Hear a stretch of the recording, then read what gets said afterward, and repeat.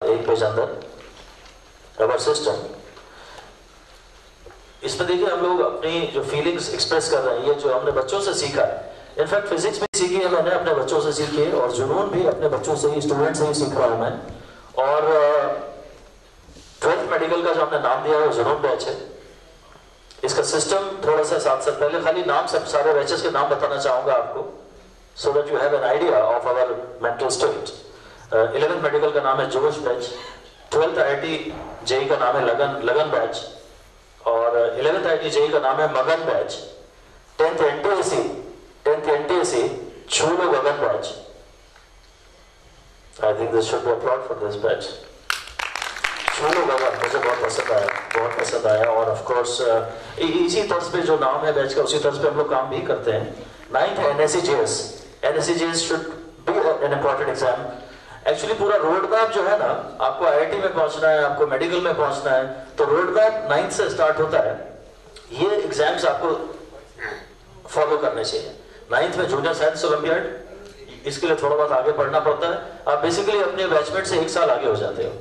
तो जो स्टूडेंट्स हैं 9th के 8th के स्टूडेंट्स हैं, they should be after this exams. ये 9th में मैं बोलता हूँ, मैंने बैच का नाम रखा ऐलान बैच, और ये कहता है कि अब आपने मार्केट में ऐलान कर दिया कि भाई अब I am in the race, आपने बैचमेट्स को बता दिया, खुद मेंटली भी आप फिर सिंक इन होना शुरू हो जाते हो कि यस अब high time is, this is high time.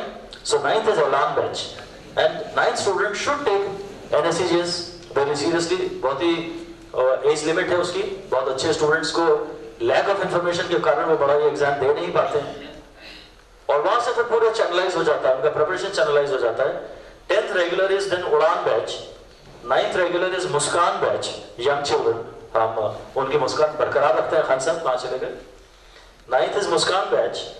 Then of course medical drop of course जिसने लिया है उसकी तो इच्छा है कि कुछ करना ही है, तब ड्रॉप लिया है तो वो जिद बैच हो जाता है। ऐसे मेडिकल ड्रॉपर एडवांस्ड बैच हम एक रखते हैं, जो आपने कहीं कहा था कि स्टूडेंट्स के हिसाब से स्टूडेंट्स के रिक्वायरमेंट के हिसाब से कैटेगराइज होना चाहिए।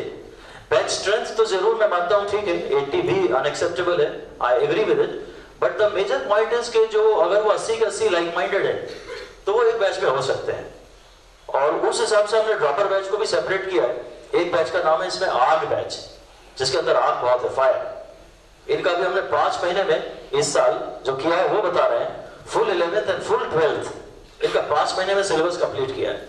ये 60 की स्ट्रेंथ है फिलहाल इस बैच में, बट हाँ जिनमें फायर है, जो 5 महीने में पूरे सिलेबस को हैंडल कर सकते हैं, उस बैच का नाम हमने रखा है आग बैच।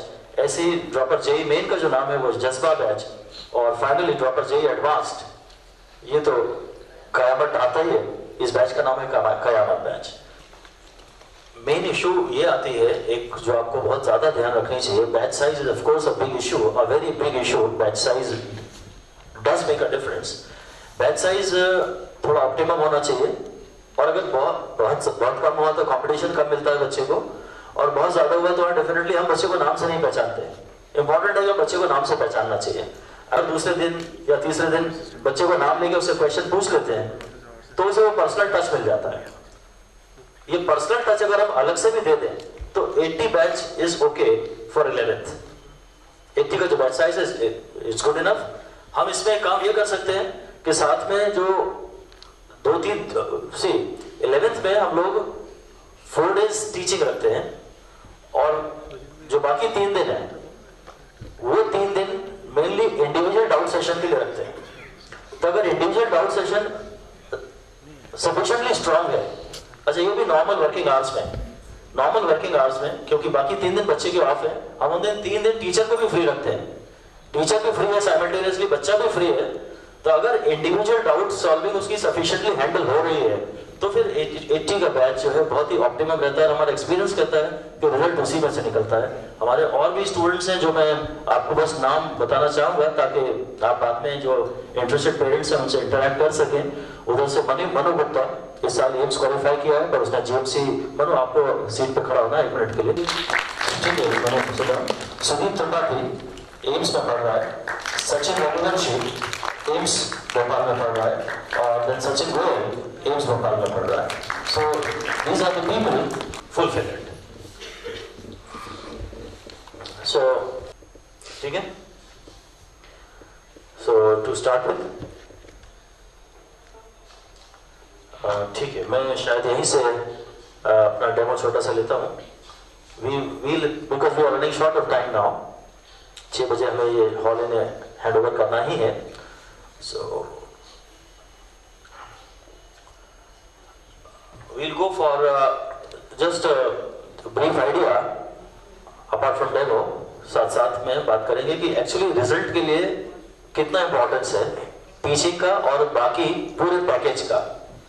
मतलब गुड टीचिंग, बहुत अच्छी टीचिंग, और शायद जैसे आपने टॉपिक्स का नाम ले रहे थे, सारे टॉपिक्स में 1-2 टॉपिक 4 टॉपिक अच्छा होना नहीं। यदि 1-2 टॉपिक भी वीक होते हैं ना, 1-2 टॉपिक भी वीक होते हैं तो वो टीचर की बात कर रहा हूं मैं, तो वो पूरी की पूरी रैंक बिगाड़ देता है बच्चे की। तो सीक्वेंस शायद एग्जैक्टली एनसीईआरटी होना चाहिए। एग्जैक्टली एनसीईआरटी सीक्वेंस इसलिए जरूरी है ताकि स्कूल और कोचिंग में मिसमैच ना होने पाए। यूजुअली ये होता है कि बच्चा स्कूल में परफॉर्म नहीं कर पाता है और कोचिंग में, क्योंकि कोई भी टॉपिक रैंडमली ले लेते हैं, हर कोचिंग कोई भी टॉपिक रैंडमली लेती है जो उसे पसंद आता है, और शुरू के टॉपिक्स में ज्यादा टाइम स्पेंड किया जाता है। एक्चुअली इसलिए भी क्योंकि शुरू में नॉर्मली बैच बन रहा होता है तो कोचिंग फुल फॉर्म में आ नहीं पाती, तो स्कूल परफॉर्म उससे अफेक्ट होता है। और यूजुअली ये देखा जाता है एटलीस्ट 11th क्लास में तो, कि by the time first PTM occurs, पहला पीटीएम जब होता है तो काफी सारे बच्चे ड्रॉप आउट कर जाते हैं कोचिंग से और वो शिफ्ट हो जाते हैं होम ट्यूटर्स।